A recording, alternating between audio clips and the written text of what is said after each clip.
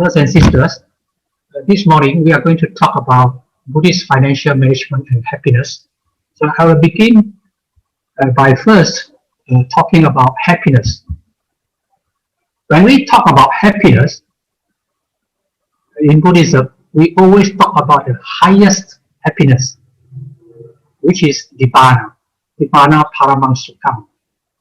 This has often been stressed that we, as Buddhists, we should aim for the highest happiness, and that highest happiness is Nibbana. And how do we do it? We have to go through a meditation process, a meditative concentration process, whereby we begin with the initial application or vitakka, and then the sustained application vichara, and then we will arrive at joy or piti, and then from joy and piti we move on to a little bit higher level, and that is sukha or happiness, and then we move further up to one-pointedness of the mind or samadhi.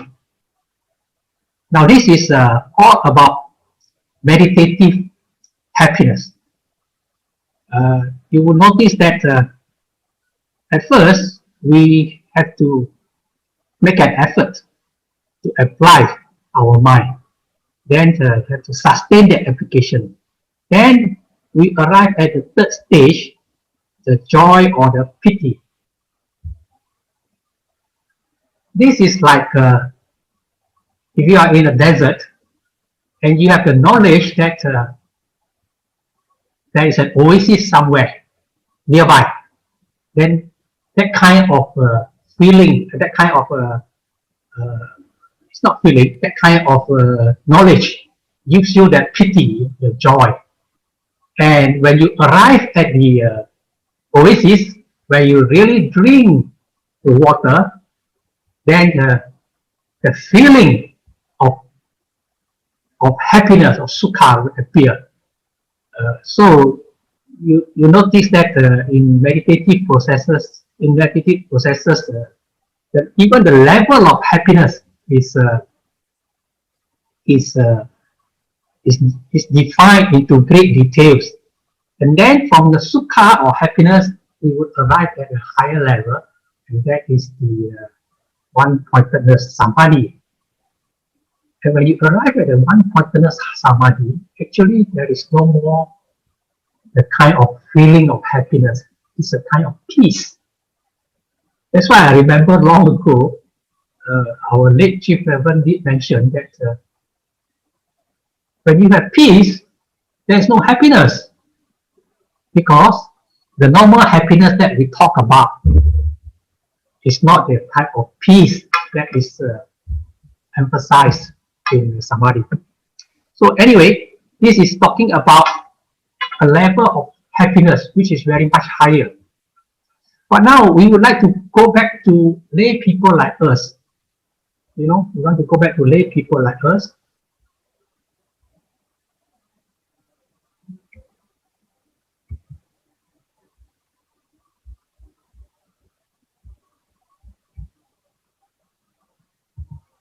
Are you with me? I'm not so sure because I can't see anything here now. Yeah, fine. Okay. Yeah. Okay. Then we want to talk about the happiness of lay people. When we talk about lay people actually, I'm just wondering how many of you here are interested in the demonic bliss. I think maybe hardly anyone. For lay people like us, we are more interested in the kind of happiness associated with lay people. Ayu Varna Sukhang Balam. And this is what we often wish for. Ayu means long life. We want to have long life. Varna means in Bahasa Malaysia is Warna. Warna means color. But color actually refers to the color of the skin. Varna here means refer to beauty, refer to health. So these are the things that we wished for. Then the next level is Sukha. Here you talk about happiness, the kind of worldly happiness that we want to have. Then the next level is Balang. Balang in English is often translated as a power, or in the Chinese is transferred as Gui. Means you have a lot of followers, you have a lot of admirers, a lot of people would like to be associated with you. And things that you do is often successful. That's called Balang. So you would like to have Balang. So the Chinese word is Gui, or the English word power actually cannot describe this word Balang properly. But if you are Hokkien, then you can use the word Ong. It means Ong. When you are Ong, you have a lot of people who like to follow you. You get things done easily. So these are the four main things that we lay people look at, right or not? So when we talk about happiness, we have to distinguish that there is actually a difference between the ultimate and the non-ultimate happiness. The divinic happiness is a kind of ultimate happiness, which you would like to attain eventually. But meanwhile, most of us would like to have the non-ultimate happiness, the Ayu Varna Sukhang Balang, which we are told these things are also anicca. It won't be forever with us. Sometimes it is with us for a short while. Eventually, it would disappear. But anyway, we still like it. You just imagine if you don't have this so-called non-ultimate happiness in our present life now, then this is not a human life. This is a life of hell. Okay? And it will be an unbearable way of life. So fortunately, we have this kind of non-ultimate happiness with us. So for lay people, we would like to know more what kind of lay happiness that we can have. Unfortunately, most of the time when we talk about happiness in Buddhism, people often start with Dhammacakkappavattana Sutta, the first sutta that was preached by the Buddha. Now in this sutta, we talk about dukkha, samudaya, nirodha, magga. We talk about suffering, cause of suffering, cessation of suffering, and the path leading to the cessation of suffering.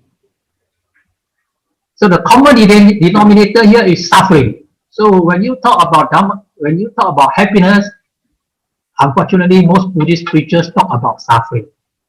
So it's exactly the opposite. So that is why we frighten away a lot of people. A lot of people come to the temple and inquire about what does Buddhism teach. We always often started off with saying the Buddha teaches us about suffering. But actually, if you scrutinize properly, Dhammacakkappavattana Sutta is not about suffering. It's about happiness. It's just like, it first its common denominator is common denominator is suffering or dukkha, but its emphasis is on the ending of sukha. Ending of sukha, cessation of sukha, nirodha, is nibbana, and nibbana paramang sukham. So the aim is happiness. Okay? It's just like we often associate doctors with sicknesses. The aim of doctor is not to associate with sicknesses. The aim of being a doctor is to treat the sicknesses and to cure your sicknesses.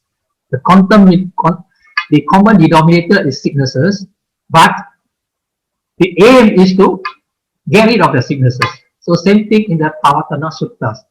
So don't misinterpret the Pavattana Sutta in such a way as to frighten away a lot of people. It's quite often that when we talk about happiness, especially material happiness, we are often told about this story about Ananda and Buddha. This is a story about one day the Buddha and his entourage were passing by a village. As they walked across a field, then the Buddha saw a snake. Some say it's a cobra in the bush. Then the Buddha turned his head and told the people behind him, "Be careful, there's a snake." Then the monks behind also, Ananda, also saw the snake and turned his head and told the people behind him, "Be careful, there's a snake." So everybody passed by and said, "Well, there's a snake, there's a snake." So they passed by. Then there was a father and son team who came from behind. And they saw it was a piece of gold. It's not a snake. So they happily carried a piece of gold home. Unfortunately for them, this piece of gold was actually a stolen goods that was accidentally dropped by the thieves in that place. So when the king came to know about this, the king had his father and son jailed. And this father and son, when they were in the jail, they said, "Really, gold is a poisonous snake." So this story is often narrated to us to tell us Buddhists, don't be too concerned about money. Money is very poisonous. Money is very bad. And this has been indoctrinated to us. In fact, over the centuries, many people, Buddhist monks included, often tell us to dissociate with money because money is evil. But is this really everything about what the Buddha taught? You must understand. Dhammacakkappavattana Sutta was taught by the Buddha to the 5 ascetics, the 5 monks who were together with the ascetic Gautama. When upon hearing the Dhammacakkappavattana Sutta, they gain enlightenment. That's why I say this is a like graduation exercise. It is a graduation thesis, highest level. After hearing, you gain enlightenment. So this sutta was not preached to the lay people. Something about Ananda and the Buddha. They were a group of monks, and for the monks, really, money is evil. Because once you are entangled with too much money, then it's very hard to practice as a monk. So these 2 suttas were meant for the monks, not for lay people. So please know how to differentiate. For lay people, for the Mahayanis, they like to go to Western Pure Land or Western Paradise, where it is described that in that particular place, even the road is paved with gold. So you can imagine these lay people, even going to Western Paradise, they expect the Western Paradise to be a material world to satisfy what they wanted now. And in the Theravada tradition, in the Dhammapada, it's mentioned that Santutti Paramandama, that contentment is the highest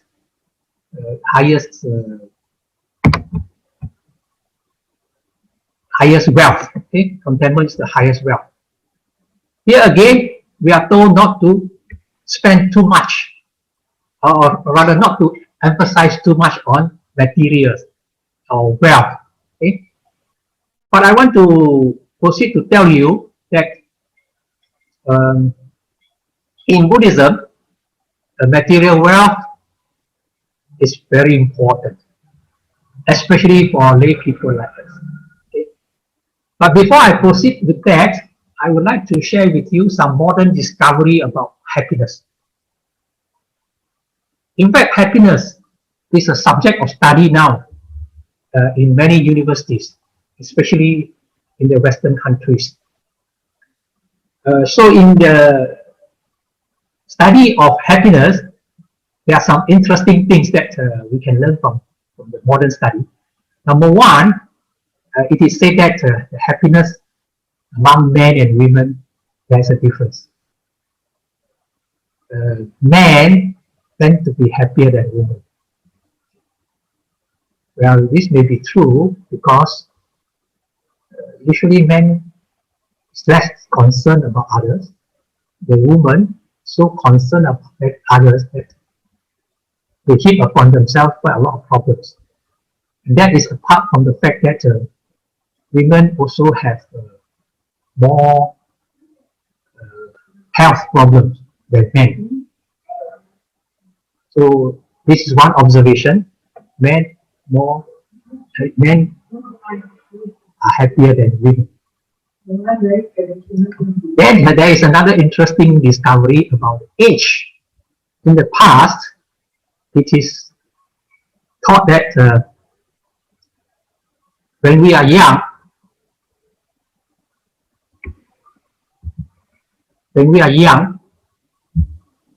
we are usually not so happy. And then as we grow older, maybe in the middle age, is when we have enough money, then we are happier. So it's an inverse U, a U upside down, an upside down U. So when you are young, very little happiness. You know, your parents control you, you are subjected to domestic violence. But as you grow, let's say to 20, 30 years old, then you become independent. As you gain your independence and you gain your own control over your own wealth, you feel happier. So middle age, you are happier. Then it goes down again. As you grow older, you may have more and more problems, especially in terms of health. And because it's an inverse U.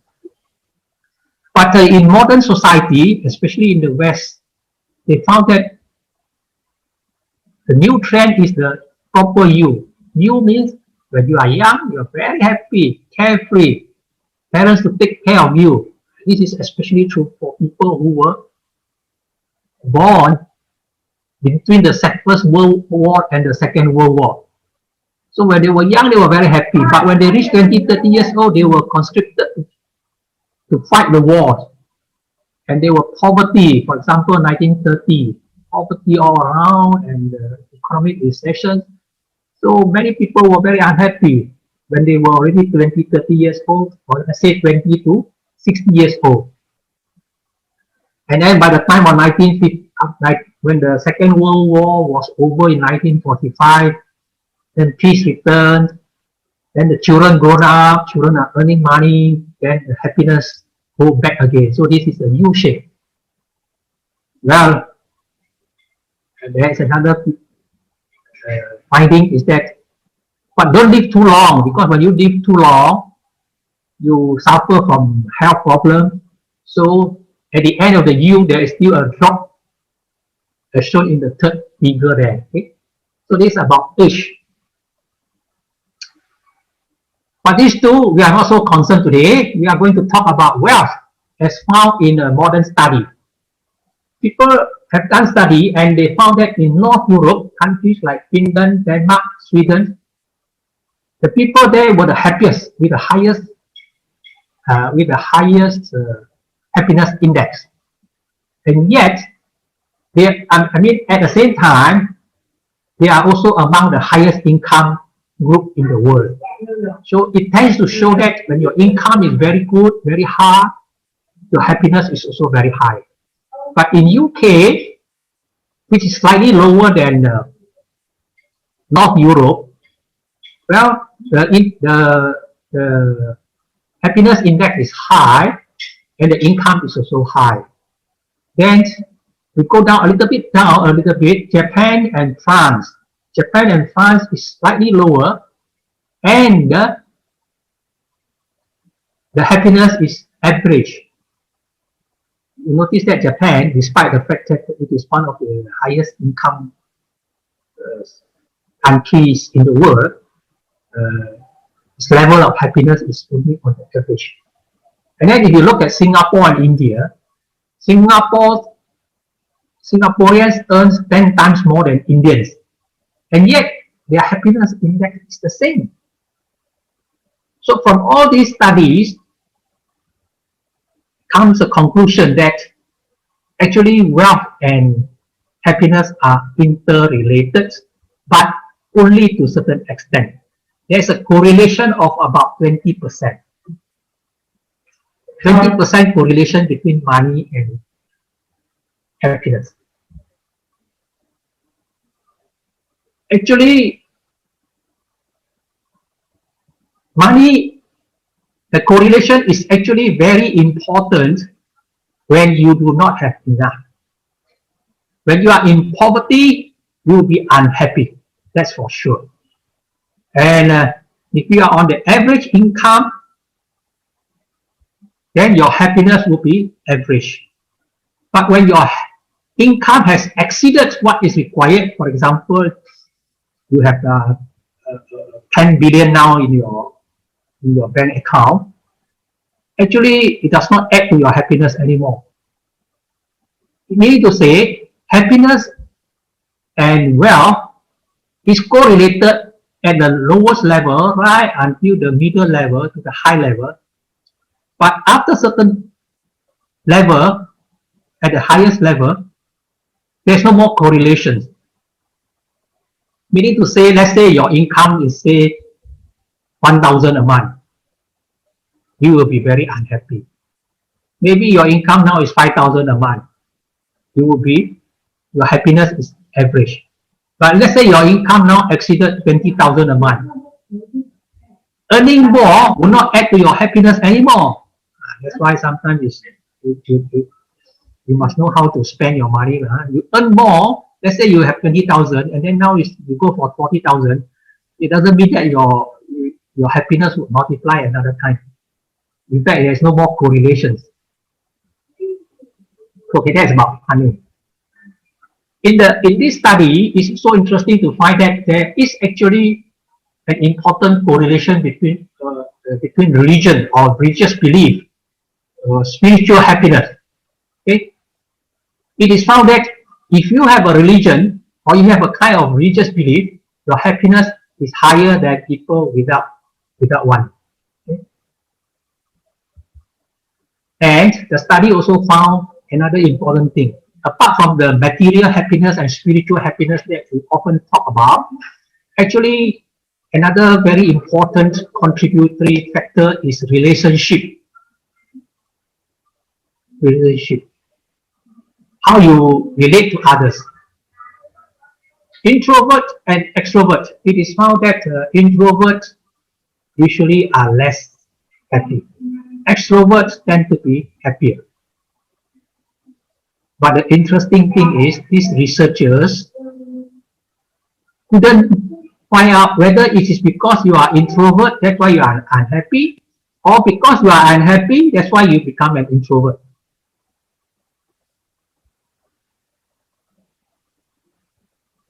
And spouse. It is found that people with spouse tend to be happier than people without spouse. Again, the same problem arises here. Whether it's because you are unhappy, that's why you couldn't get a spouse, or because you have no spouse, that's why you become unhappy. So researchers are still trying to find the answer. But I think in Buddhism, we already had the answer. You know why? Because in Buddhism, cause becomes the effect, effect becomes the cause. So the answer is very simple. Because you are introvert, that's why you are not happy. And because you are not happy, that's why you are introvert. Okay?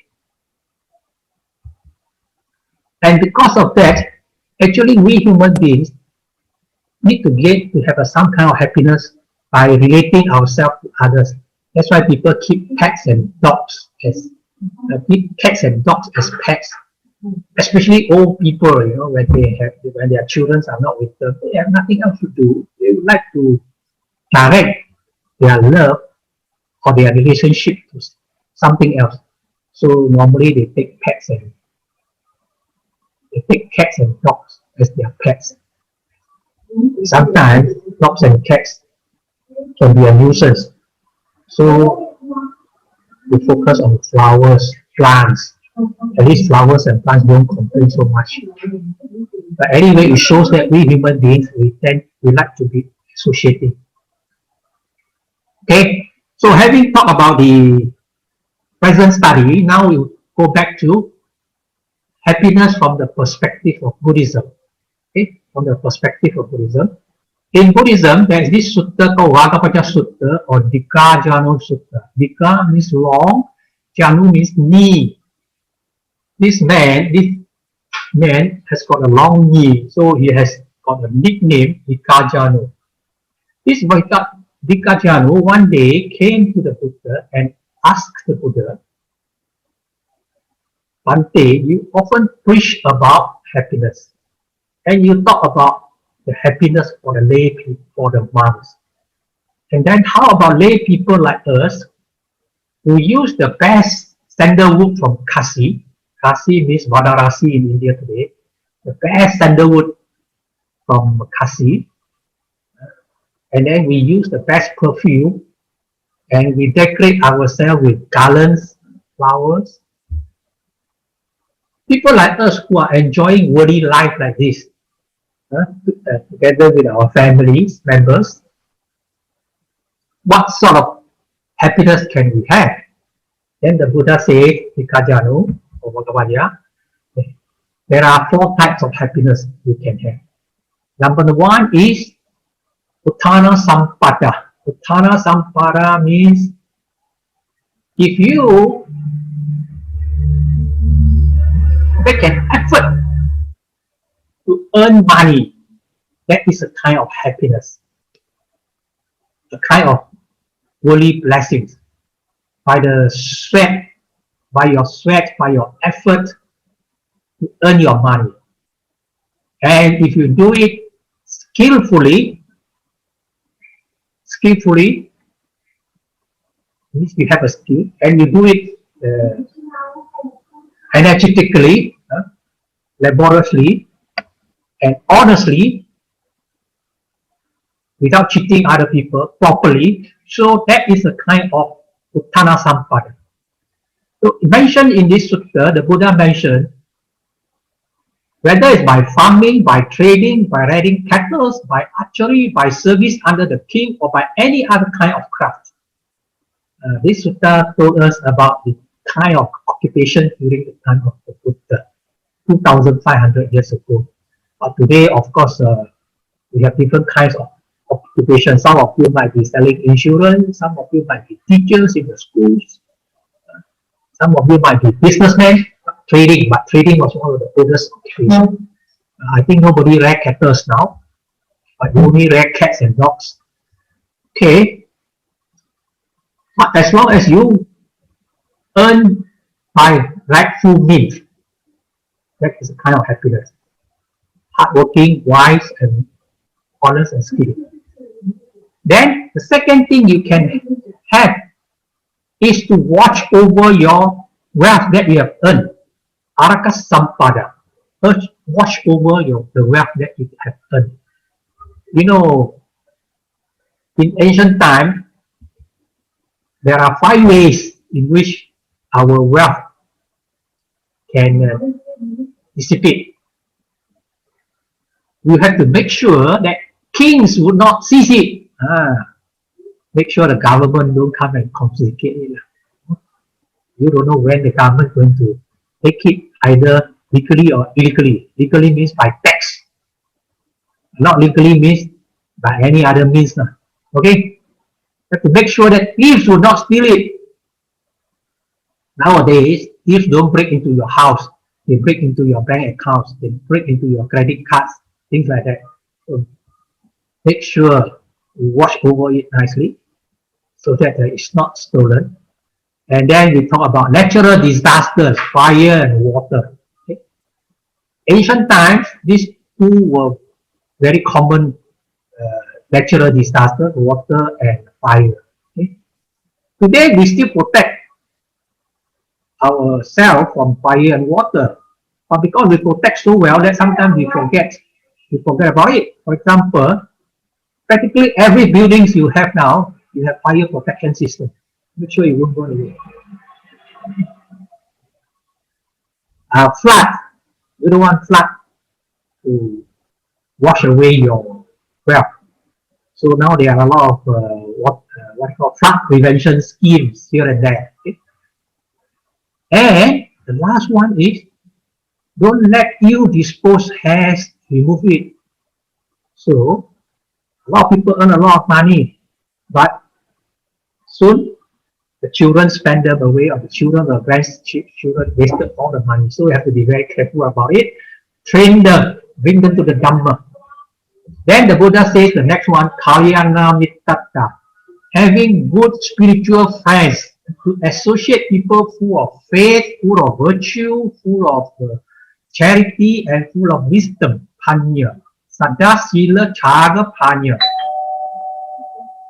Here, when we talk about people full of charity, we use the word chaga.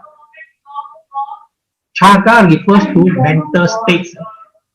Dana is the actual physical act of giving.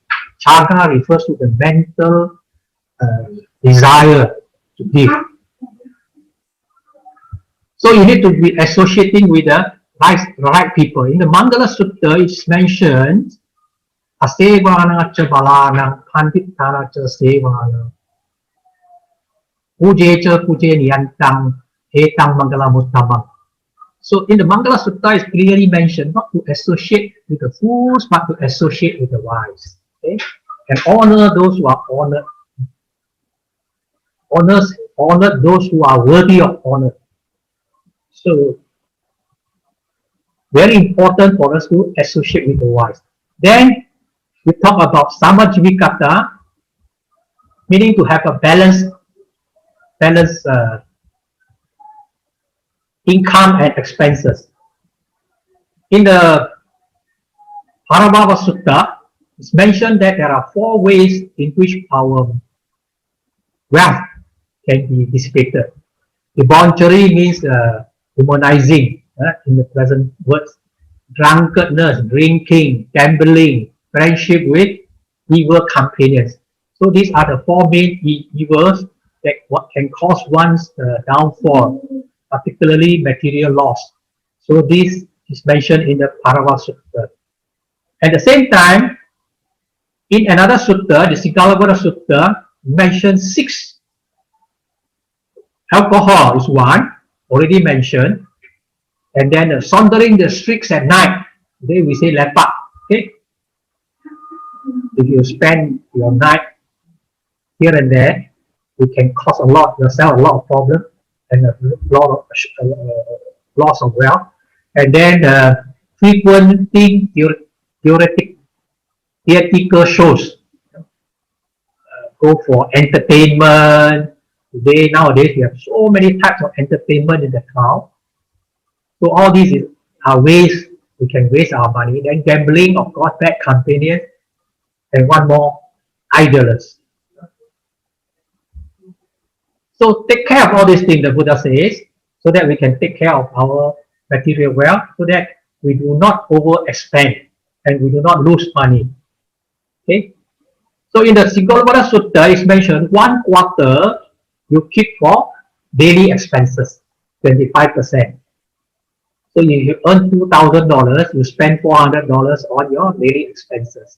Another half for reinvestment. This is if you are a businessman. And then another quarter, 25%, go for saving.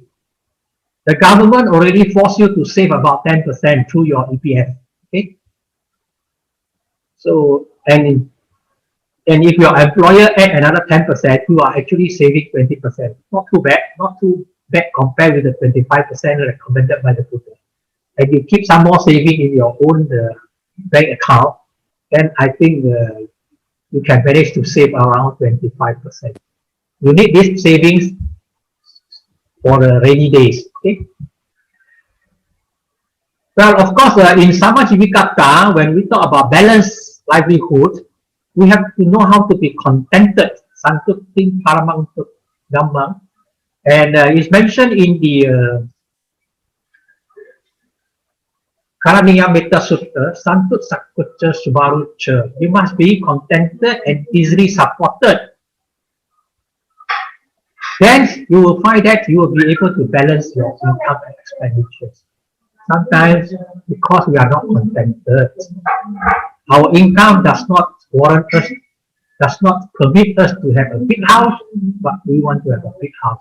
Or our income does not permit us to have a car, we want to have a car. So we are not contented. And we are not easily supported. We want this, we want that, we demand so many things. So, not balanced. So we get into trouble. We have another sutta also mentioned, Patakama Sutta. Patakama Sutta mentioned how our money should be spent. I'm still on Samajivikata.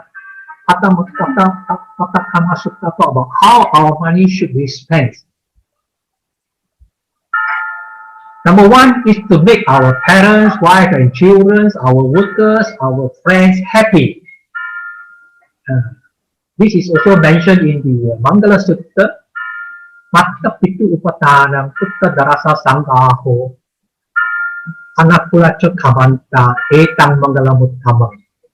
To make our parents, wife and children, support them. Okay? So you earn so much money, you have to, under Samajivikata or balanced livelihood, you have to know how to spend your money. One part is to support our family members and also allocate some money to entertain our friends. And to make ourselves secure against all misfortunes whatsoever, the 5 losses that we discussed just now, also mentioned in Patakama Sutta. We have to take some, we have to take care so that we don't lose through these 5 channels. And here, another one. Offering to relatives. Offering, I mean, to spend on relatives, to spend on guests. When guests come to your house, you have to entertain them, or when you go out with friends, you have to buy them lunch or buy them dinner. Don't forget also offering to the departed. So, ancestral worship actually is not denied in Buddhism. Ancestral worship was practiced in ancient India, also practiced in ancient China. So today we still make some offerings to the departed. Okay? It's not mentioned here that you make offering to the Sangha members and transfer the merits to the departed. It's mentioned here offering to the departed. That shows that in the ancient time, offering to the departed was also part of the practice in India. Then, offering to the king means pay taxes lah. So sometimes we didn't budget to pay income tax. That's a problem. So when income tax comes, then we don't know what to do. So the government help us by asking us to pay in advance, okay, or pay as you earn. Okay. And the next one is offering to the devas. So when we have Buddha Puja, we also put there Buddha Puja and offering to the devas. So we must have some budgets for all these things. So ask yourself whether you have all these kind of budgets or not. Or your budget is only for number 1, take care of your family members. Or maybe your budget is only number 1 and number 2. But you don't have budget for number 3, especially for other people. Okay. And now only the Buddha mentioned under Patakama Sutta, the next one, to make offering to all those recluses and Brahmins, to make offerings for dana to Samanas and Brahmanas, to monks and Brahmins, to religious people. Okay? I think this piece of advice on the 4 types of expenses is very useful for us as a reference. Just to relate one more story on Samajivikata, on the balanced livelihood, we must know how to conserve the resources. There is this story about Ananda. He was inquired by the king. As the king offered a lot of ropes to the Sangha members, then the king asked Ananda, now that you have the Sangha members have new ropes, what happened to the old ropes? Then Ananda said, the old ropes, we would use it as a bed sheets, bed cover. Then the king said, what happened to the old bed sheet covers? Then the Ananda said, the old bed sheet covers would be used as would be put together, rolled together, and used as pillows. And what happened to the old pillows? Then the old pillows would be used for as a foot wipe, put on the floor to wipe your foot, your feet. Then what happened to that old ropes, old racks on the floor? Then Ananda said, we would tear them into pieces, mix them with mud, and then use it to seal the wall. So everything is used up, conservation. In fact, I think in all ancient civilizations, people conserve almost everything. Only people of our present generation now, because we are so well-to-do that we tend to forget about the need to conserve the resources, since we think we can afford it. Okay? Now that was on Vagabhadhyaya. The Buddha advised Vagabhadhyaya, but the Buddha also talked to Anathapindika. All of you know about Anathapindika, right? The wealthiest man in India at that time. It's historically recorded that he was the wealthiest man in India at that time. And why he was so wealthy? Because he was engaged in a kind of occupation whereby if you don't have money, you can borrow money from him. And if you have too much money, you can deposit your money with him. Today we call that the banker. If you don't like, you call it alok, okay? Or chetia. In fact, I think it's written somewhere in the sutra. He's written as a chetia. Chetia. So Anathapindika was a very wealthy businessman who built the Jetavana monastery. And then when he was old, actually he became poor. And he became poor, then he became rich again. Then he became poor, then he became rich again. And then at the old age, one day he came to the Buddha. And then the Buddha told him, there are 4 kinds of happiness the old lay person can enjoy. Number 1 is artisukha, the happiness of possession. This one can easily be verified. You know, some people possess 1,000 handbags. By having 1,000 handbags, they just feel so happy about it, right? Do they use 1,000 handbags? I don't think so. Viveda Kos also had more than 1,000 pair of shoes in her wardrobes. Does she use all the 1,000 shoes? No, but she possesses it. Too happy. A lot of women also got a lot of jewelry here and there. They hardly wear. But thinking that they had all those things, they got very happy, right? So, artisukha. The next one is bhoga sukha. Bhoga means enjoyment. So, the bhoga sukha means the happiness arising from enjoyment of the wealth that you have. So you can spend, like just now I mentioned just now, on your family members, on your friends, to perform dana, to make offerings to departed ones. So when you have the wealth to spend, it's a kind of enjoyment. Okay? Then knowing about Anathapindika being a rich man, the Buddha purposely mentioned about Ananasukha, meaning to say you are free from debts. And I can tell you, free from debt actually is a kind of happiness. If you get yourself into debt, then you will understand how much suffering it is to have debts. For those who are not in debt, maybe you don't appreciate it. But for those who have been in debt, having to borrow every now and then, and having to run away from alone, having to live in fear, anxiety, worry, is real suffering. But free from debt, free from material debt, it's a form of happiness. And then the Buddhas mentioned Anavajja Sukha, being able to live a blameless life.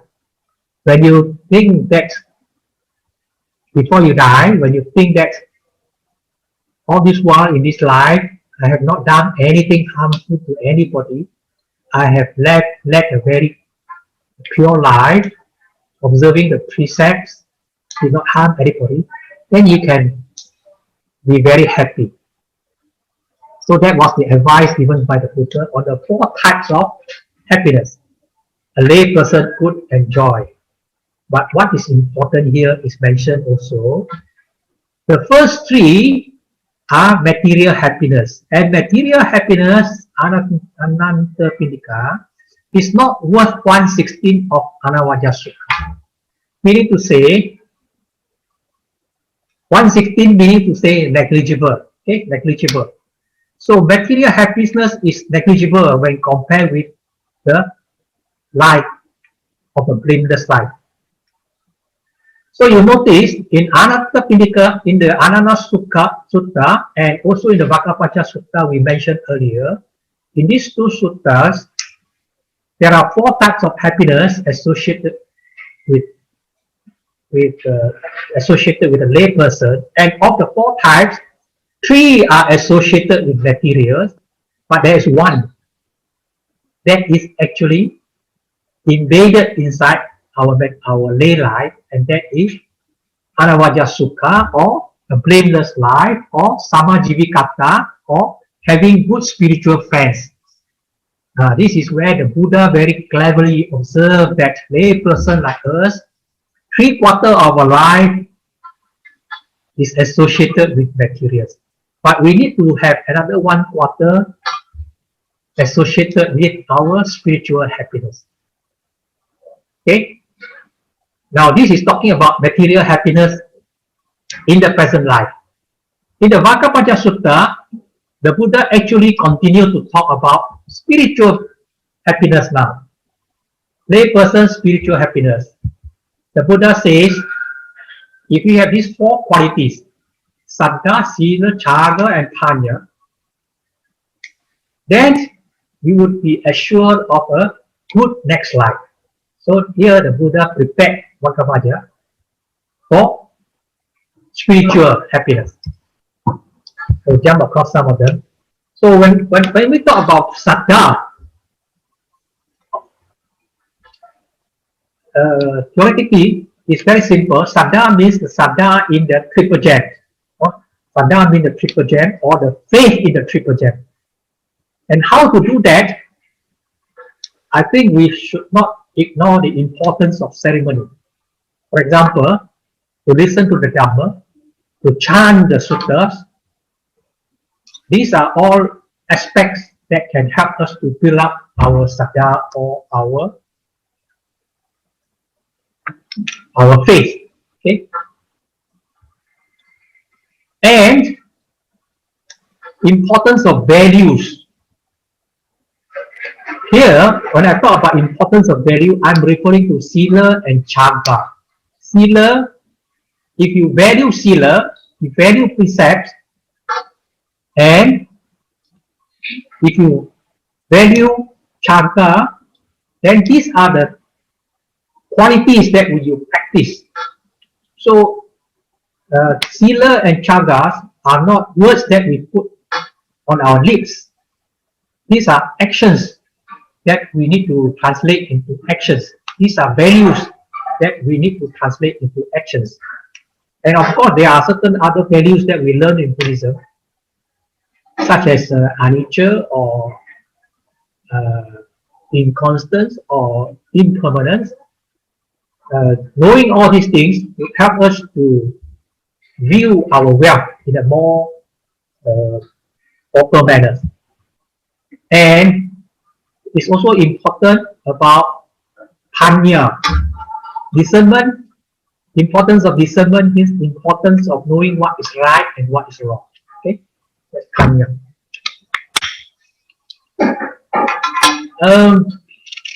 In another sutta, it's mentioned that to gain spiritual wealth, this is called the 7 spiritual wealth in Buddhism. Sada, Sila, which we already discussed. And then we have the Hiri and Uttapa. Hiri refers to moral shame. You feel shame of not doing it. Not that you're scared of other people condemning you, but because you feel shame of doing it. And Uttapa is moral fear. This one, you fear that other people may condemn you for doing this. So these are 2 different things. I mean, split into 2 different things: moral shame and moral fear.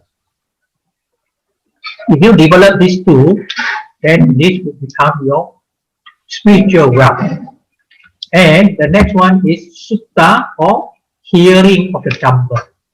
So to increase your spiritual wealth, make sure every Sunday morning you come and listen to Dhamma talks. Okay. Then the next one, chaga and panya, which we already discussed.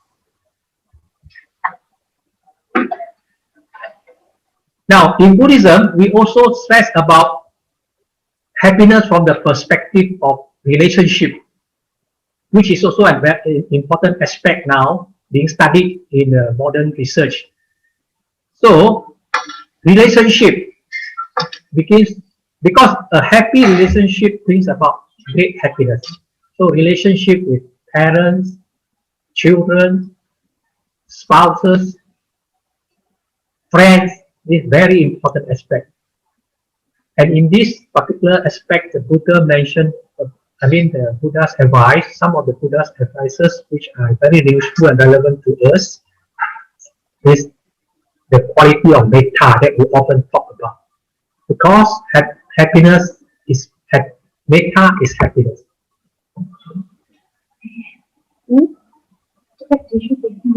And a sense of gratitude. If you have gratitude, then you tend to treat people with the sense of gratitude. You tend to treat people kindly. You tend to think of what I can do to pay my gratitude to them. So that makes your human relationship much better. Okay. But today, because we are talking about wealth, so this particular aspect I'm just going through very quickly. Okay. Then, service. Okay. You cannot just come to pubs or what and just say, I want to build good human relationship, but you don't want to do anything. Okay. Okay. So if you know how to do some service, take care of the bookshops, or sweep the floor, or do some useful things, service, it will help build human relationship. And the same thing can be done in the office, okay, in your workplace. Okay? Okay.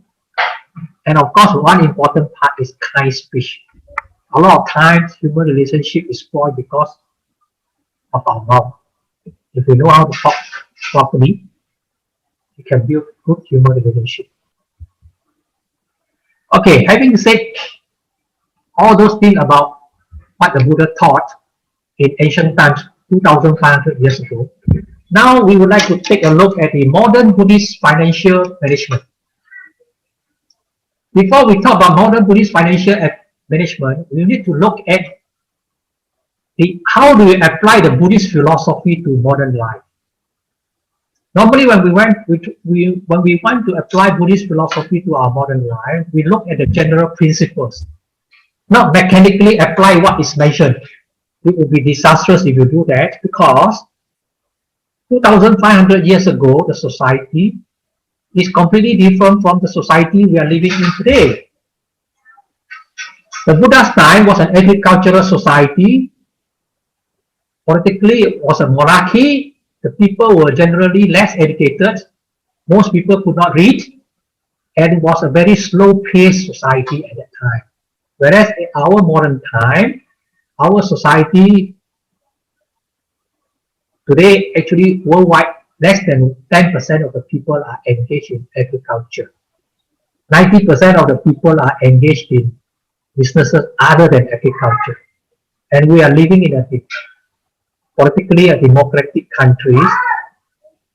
Then today, practically everybody is educated.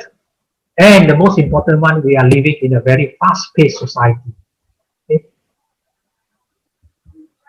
So, modern financial management have to operate in a scenario of a fast-paced society with a lot of uncertainty and with one main objective, to maximize wealth.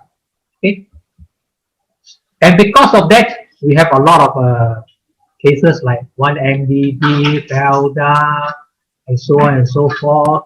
And then you have Deloitte being fined for unethical business practices. Then you have conflict of interest of different stakeholders. And then you have the rare earth, environmental pollutions, and social unrest, and so on.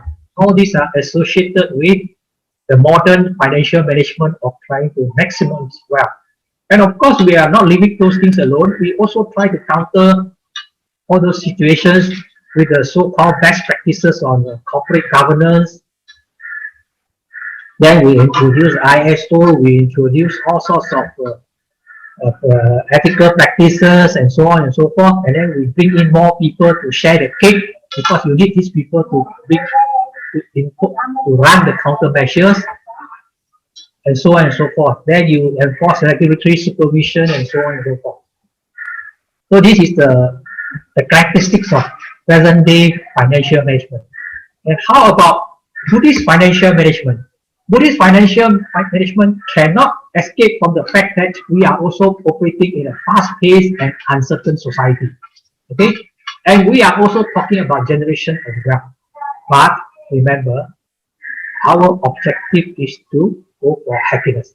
I don't say to maximize happiness, but to happiness. So, in a Buddhist financial management, wealth is a means and not an end. Okay. We should be santut sakkocha subharucha, contented and easily supported. Okay. We must earn our wealth righteously in the Buddhist financial management. Okay. Not to harm the environment. We must know how to watch over our wealth and plug all the means of draining the wealth. And I would advise, if possible, you should learn about present day financial management, because there are many things today that we can't find in the suttas. For example, you don't buy shares. Okay? Today you buy shares, you've got to learn something about how to buy shares. You want to buy bonds, you have to learn so that you can watch over your wealth. And of course, you must know how to spend wisely on convert your wealth into happiness by utilizing and spending, consuming the wealth to fulfill our needs and wants. So the money is not yours until it is spent. If you hoard your money in your bank account, or you hoard your money under your bed or under your pillow, it is as good as useless. Let's say you keep a piece of gold in your safe deposit box, and you never use it, you never touch it until you die. Also, you never use it. Then why you keep it? Then it is as good as you. Then it is as good as you keep a brick in the safe deposit box, right? Because it's useless. So unless you convert the money to use, the money actually is useless. But mentioned here in Buddhist financial management, under the principle of Buddhist philosophy, to benefit others. Consuming wealth alone leads to spiritual downfall. That is mentioned in Paramava Sutta. But if you consume wealth to help others, that leads to happiness. And always remember, to give is better than to take. I have a friend, he told me, I train my children not how to do business. I train my children how to give. When they learn how to give, then they have to learn how to take. When they need to learn how to take, then they will learn how to do business. So you see, some people know how to begin with an end in mind.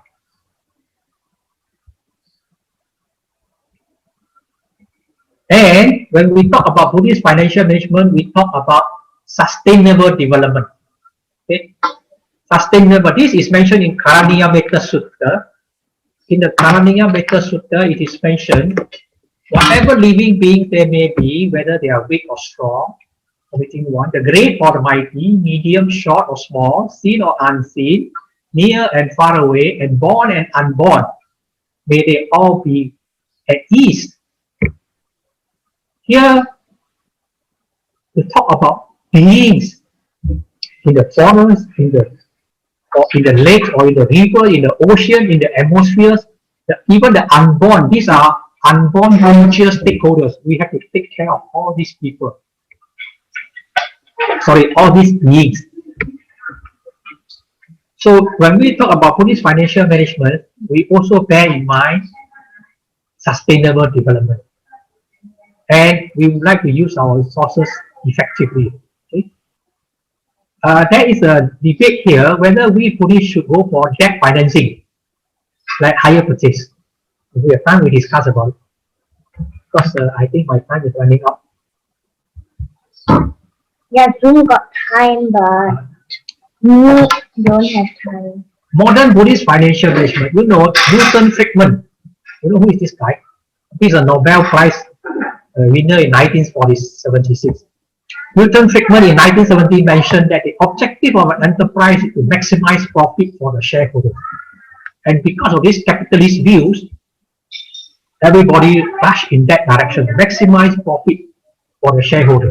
Not everybody, you know, only for the shareholder, not the stakeholder. Management expert Peter Drucker in 1973 said otherwise.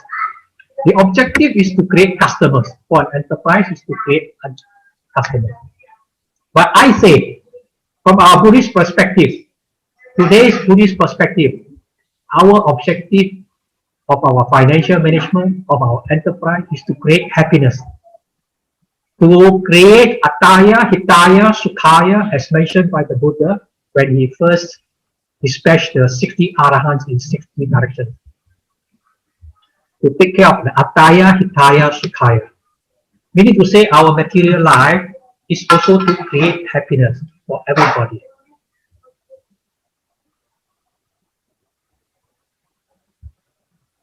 So, in conclusion, I would like to say that happiness is derived from wealth. Happiness that is derived from wealth is not the ultimate happiness, but it is an essential part of lay life. And layman happiness, happiness from wealth, happiness from spiritual practices, and happiness from good relationships. These three kinds of happiness would contribute to a layman's happiness. And the ultimate objective of Buddhist financial management is happiness. So I have to end my talk here now. Thank you very much.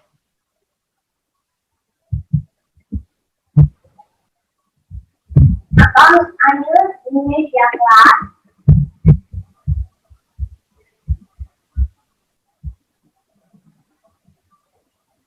Abang, kau dia nak Indonesia kelas. Not yet.